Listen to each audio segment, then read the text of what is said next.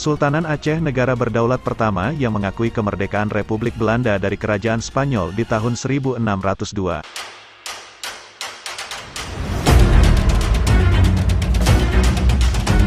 Surat kabar provinsial C. Zeeuws Couran yang terbit di Middelburg, Belanda, pada tanggal 25 Oktober tahun 1978 menceritakan peristiwa upacara sebuah monumen yang didirikan di kota Middelburg, sebagai kenangan Duta Kesultanan Aceh Darussalam, Tengku Abdul Hamid, yang meninggal di Belanda pada tanggal 10 Agustus tahun 1602. Pangeran Bernhard atas nama Kerajaan Belanda meresmikan monumen kenangan kepada Duta Kesultanan Aceh Darussalam Abdul Hamid. Gambar di atas Pangeran Bernhard baru selesai membuka tirai yang menutupi sarakata di atas marmer pada monumen. Di belakang Garnawan Dharma Putra, kuasa usaha yang mewakili Duta Besar Republik Indonesia di negeri Belanda. Menurut surat kabar tersebut, upacara peresmian monumen kenangan kepada Duta Kesultanan Aceh Darussalam berdaulat, berlangsung khidmat, dihadiri oleh pembesar sipil dan militer. Duta Besar Republik Indonesia di Belanda yang diwakili oleh kuasa usahanya Garnawan Dharma Putra, sementara Nanggro Aceh Darussalam diwakili Teuku Iskandar, Abu Bakar dan Dr. Teuku Hasan Ubin. Di antara para tamu penting yang hadir, yaitu Pangeran Bernhard, suami Ratu Juliana, A.J. Piekar, Letnan Jenderal F. van der Veen, Ketua Stichting Petjut Fond, Komisaris van de Koningin Dr. C. Butin dan Wali Kota Middelburg P.A. Walter. Pendirian monumen kenangan kepada Abdul Hamid di Belanda harus dilihat dari segi sejarah kebesaran bangsa Aceh sebagai mata rantai pertama silsilah pembentukan perwakilan Indonesia di luar negeri terutama di Eropa. Pada akhir abad ke-16 sampai awal abad ke-17 Belanda membebaskan diri dari penjajahan Spanyol. Pangeran Maurice memproklamirkan berdirinya Republik Belanda yang merdeka dan berdaulat.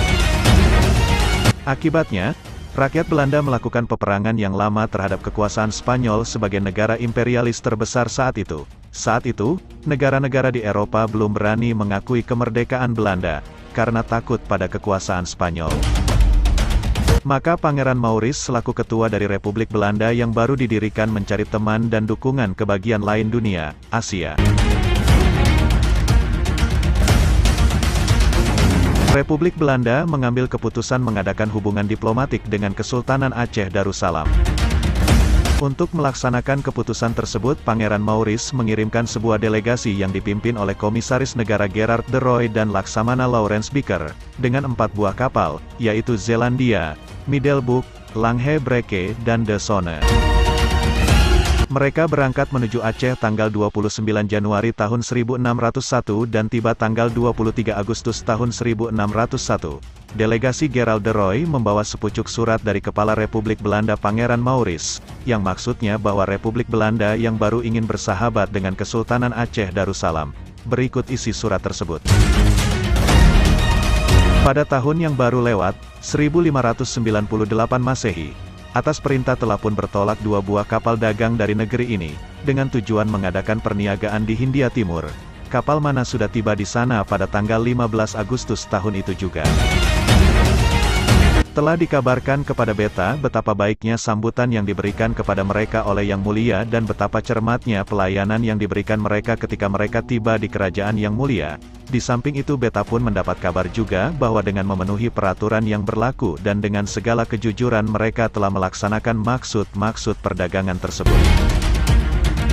Tapi tatkala orang-orang Portugis yang menjadi warga dari kerajaan Spanyol, musuh kami, mendapat kabar bahwa mereka sedang mendapat perlindungan dan bantuan yang dijanjikan oleh Yang Mulia, mereka pun lalu menceritakan hal-hal yang dusta, untuk menyesatkan Yang Mulia. Di antaranya dikatakanlah oleh mereka bahwa para saudagar Belanda itu adalah bajak laut, dan bahwa kedatangan mereka adalah untuk merampas kerajaan Yang Mulia. Hasil pendustaan itu, Yang Mulia telah menitahkan menangkap Frederik de Houtman, nahkoda salah satu dari kapal itu, bersama beberapa awak kapal, serta menahan mereka, hal mana berakibat penderitaan mereka.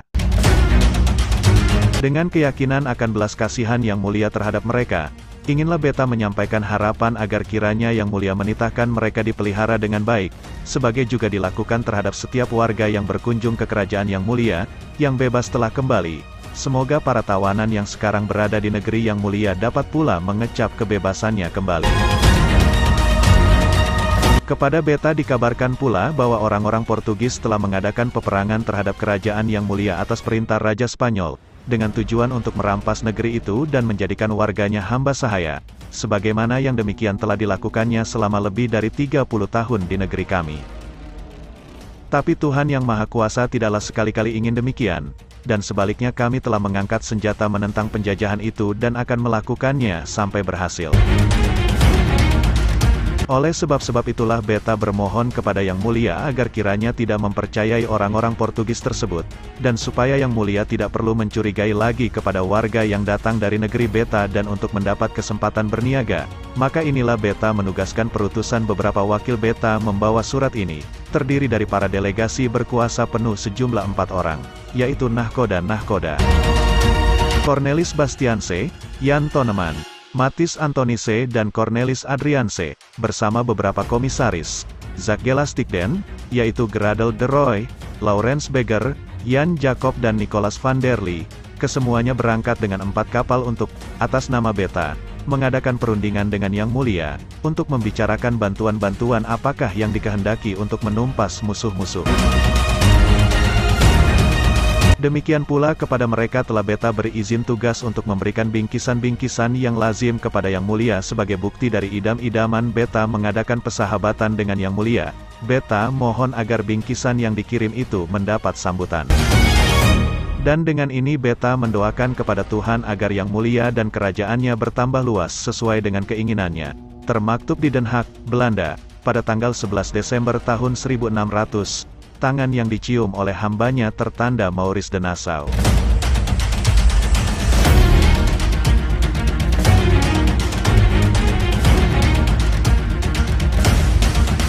Delegasi Tengku Abdul Hamid. Isi surat Pangeran Maurice kepada Sultan Aceh, pada waktu itu yaitu Sultan Alaidin Riayat Syah Saidil Mukammil tahun 997, 1011 Hijriah, tahun 1589 sampai tahun 1604 Masehi, dibicarakan oleh Sultan dalam sidang Dewan Kerajaan, kemudian memutuskan antara lain, menerima baik keinginan Pangeran Maurice sebagai Kepala Republik Belanda untuk mengadakan hubungan diplomatik dan ekonomi dengan Belanda, mengakui Republik Belanda sebagai negara yang merdeka dan berdaulat penuh, mengirimkan sebuah delegasi ke Belanda, sebagai balasan kunjungan. Delegasi Aceh dipimpin Tengku Abdul Hamid, seorang ulama dan negarawan terkenal, Laksamana Sri Muhammad, seorang perwira tinggi Angkatan Laut yang berpengalaman, Mir Hasan seorang diplomat dan negarawan pada Wizara Batrul Muluk, Departemen Luar Negeri Leonard Werner alias Pusku Ecamis, keturunan Luxembourg sebagai juru bahasa dan sejumlah perwira serta prajurit Angkatan Laut. Dalam perjalanan menuju Belanda, kapal Belanda yang membawa delegasi Aceh dicegat oleh kapal Portugis, Sanjabo, sehingga terjadi pertempuran laut, di mana prajurit dan perwira Aceh terlibat dalam pertempuran ini. Kapal Sanjabo dapat dikalahkan dan barang-barang di dalamnya dirampas dan dibawa ke Belanda. Pada tanggal 20 Juli tahun 1602 kapal Belanda tiba dengan selamat di Zeeland.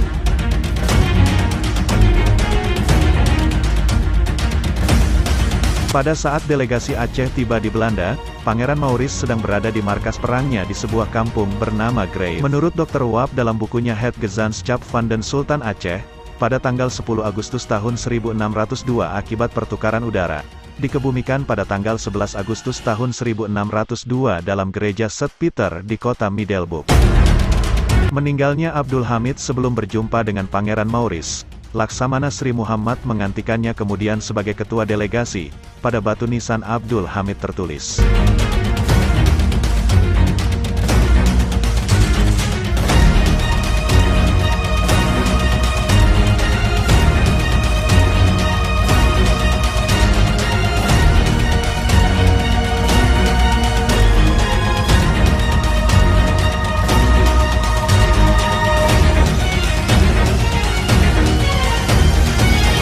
menyerahkan surat kepercayaan dan surat pengakuan terhadap Republik Belanda, setelah selesai masa berkabung atas meninggalnya Tengku Abdul Hamid. Pada tanggal 1 September tahun 1602 delegasi Aceh di bawah pimpinan Laksamana Sri Muhammad menghadap Pangeran Maurice di markasnya. Dalam kesempatan tersebut, Ketua Delegasi Aceh menyerahkan surat kepada Pangeran Maurice surat kepercayaan dan surat pengakuan Aceh terhadap Republik Belanda, juga disampaikan dengan hikmat bingkisan-bingkisan dari Sultan Alauddin Riayat Syah Saidil Mukamil. Upacara penerimaan delegasi Aceh diadakan dengan hikmat dan meriah. Selesai pembicaraan resmi dengan Pangeran Maurice, kepada delegasi Aceh diperlihatkan hasil-hasil perang menghadapi Spanyol, juga meninjau kota-kota dan kampung-kampung di Belanda. Menurut catatan sejarah, Aceh merupakan negara berdaulat pertama di dunia yang mengakui kemerdekaan Belanda yang baru lahir secara de facto dan de jure.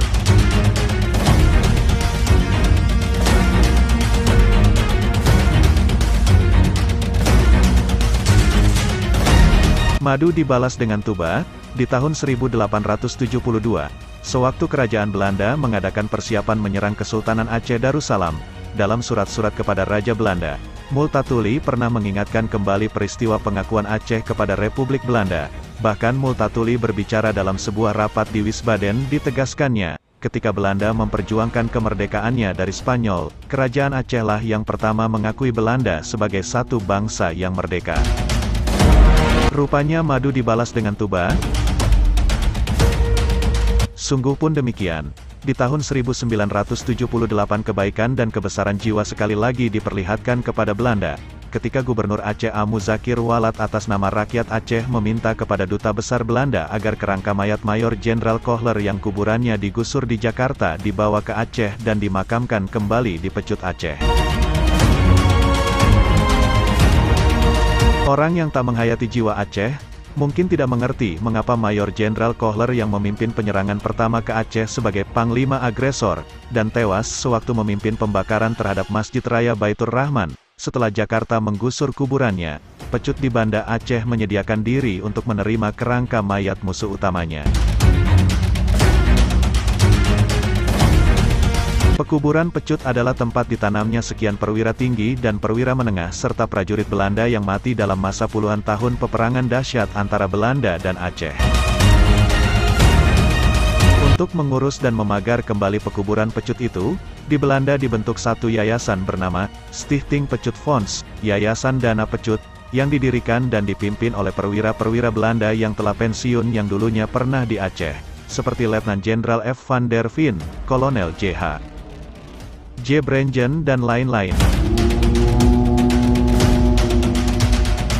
Agar jangan dikatakan lagi, madu dibalas tuba, maka Stichting Pecut Fonds mengambil prakarsa untuk mendirikan monumen bagi Tengku Abdul Hamid, Ketua Delegasi Kerajaan Aceh Darussalam yang meninggal di kota Middelburg pada tanggal 10 Agustus tahun 1602. Stichting Pecut Fonds berhasil menggerakkan pemerintah dan masyarakat Belanda untuk memperbaiki kesalahan-kesalahan yang lalu, antara lain dengan mendirikan monumen yang pada tanggal 24 Oktober tahun 1978 diresmikan oleh Pangeran Benhard, suami Ratu Juliana, atas nama Kerajaan Belanda. Pada batu marmer yang melekat pada monumen terekam tulisan sebagai berikut.